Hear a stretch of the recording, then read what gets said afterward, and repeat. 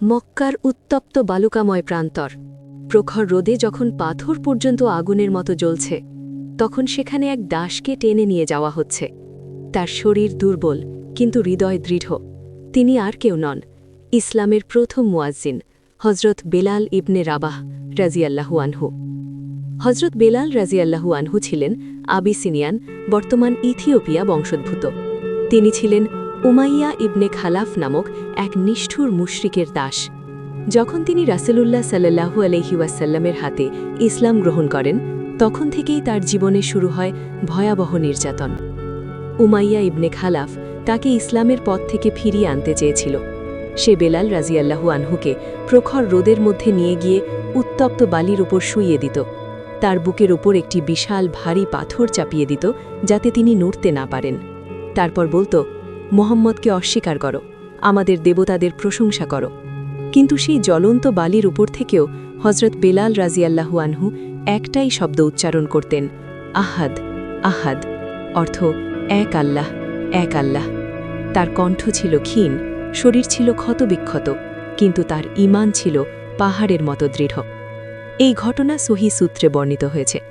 ইবনে Hisham, আল বিদায়া one নিহায়া প্রভৃতি সিরাত গ্রন্থে উল্লেখ আছে।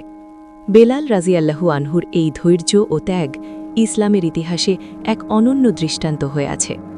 অবশেষে হজরত আবু বকর সিদ্দিক রাজিয়াল্লাহু আনহু এই নির্যাতনের কথা জানতে পারেন। তিনি উমাইয়ার কাছে গিয়ে বেলাল রাজিয়াল্লাহু আনহুকে মুক্ত করার প্রস্তাব দেন। অনেক অর্থের বিনিময়ে তিনি বেলাল রাজিয়াল্লাহু আনহুকে কিনে নেন এবং আল্লাহর সন্তুষ্টির জন্য মুক্ত করে দেন। মুক্ত হওয়ার পর বেলাল রাজিয়াল্লাহু আনহু শুধু একজন সাহাবী হিসেবেই নয়, ইসলামের ইতিহাসে এক বিশেষ মর্যাদার অধিকারী হন। রাসূলুল্লাহ সাল্লাল্লাহু আলাইহি ওয়াসাল্লাম তাকে মদিনায় ইসলামের প্রথম মুয়াজ্জিন নিযুক্ত করেন। তার কণ্ঠে যখন আল্লাহু আকবার ধ্বনি উঠত, তখন পুরো মদিনা কেঁপে উঠত ঈমানের সুরে।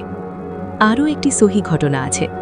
রাসূলুল্লাহ সাল্লাল্লাহু আলাইহি ওয়াসাল্লাম একদিন ফজরের নামাজের পর বেলাল রাজিয়াল্লাহু আনহুকে জিজ্ঞেস করলেন, হে বেলাল, তুমি ইসলামে এমন কি আমল করেছ, যার কারণে আমি জান্নাতে তোমার জুতার আওয়াজ আমার সামনে শুনেছি? সহিহ বুখারী, সহিহ মুসলিম। বেলাল রাজিয়াল্লাহু আনহু বিনয়ের সাথে উত্তর দিলেন, আমি যখনই অজু করি, তখনই সেই অজু দিয়ে 2 রাকাত নফল নামাজ আদায় করি। এই ছিল তার গোপন আমল, নিয়মিত তাহিয়াতুল অজু নামাজ। এই কাহিনী আমাদের কি শিক্ষা দেয়? 1.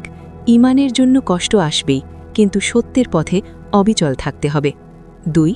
আল্লাহর একত্বের বিশ্বাস মানুষের ভেতরে অদম্য শক্তি সৃষ্টি করে। 3. ছোট ছোট নিয়মিত আমলও জান্নাতের উচ্চ মর্যাদা এনে দিতে পারে। 4. ইসলামে বর্ণ, জাতি বা সামাজিক অবস্থানের কোনো পার্থক্য নেই। একজন সাবেক দাসী ইসলামের সম্মানিত মুয়াজ্জিন হতে পারেন।